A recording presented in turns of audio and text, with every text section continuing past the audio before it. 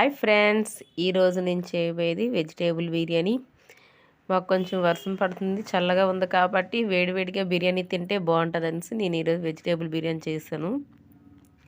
Vegetable biryani అయితే సూపర్గా వచ్చింది. నేను టేస్ట్ చేశాను, చాలా బాగుంది. మీరు కూడా ట్రై చేయండి.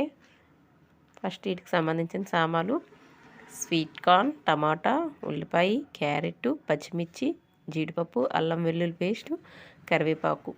ఇంకా మన దగ్గర వెజిటేబుల్ వేరే బీట్రూట్ కానీ బంగాళదుంప, గ్రీన్ పీస్, క్యాప్సికమ్ ఉంటే వేసుకోండి. బిర్యానీ సామాన్లు, మిల్లి మేకర్లు కూడా రెడీ చేసుకోండి. ఫస్ట్ స్టవ్ ఆన్ చేసి తేపలు పెట్టుకోండి. అందులో ఈ బిర్యానీ ఐటమ్స్ అన్నీ వేసుకోండి. పచ్చిమిర్చి, జీడిపప్పు, ఉల్లిపాయలు ఇవి కూడా వేసుకొని బాగా ఫ్రై చేసుకోండి. టమాటా కూడా వేసుకొని ఫ్రై చేసుకుంటున్నాను. చూడండి, స్వీట్ కార్న్, క్యారెట్ కూడా వేసుకొని ఫ్రై చేస్తున్నాను. ఇవి ఫ్రై అయ్యాక ఇప్పుడు మిల్లి మేకర్లు, బిర్యానీ పౌడర్ కూడా వేసుకొని ఫ్రై చేస్తున్నాను.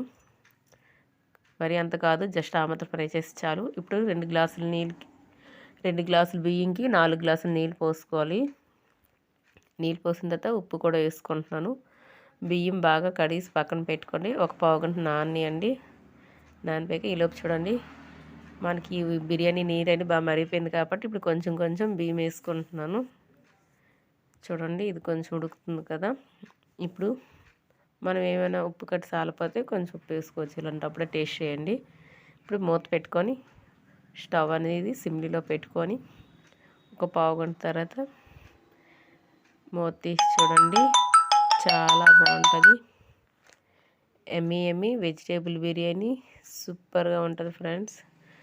చూసారా, కలర్ఫుల్గా ఉంది కదా, చాలా బాగుంటుంది. మీరు కూడా ట్రై చేయండి, టేస్ట్ చేయండి ఫ్రెండ్స్.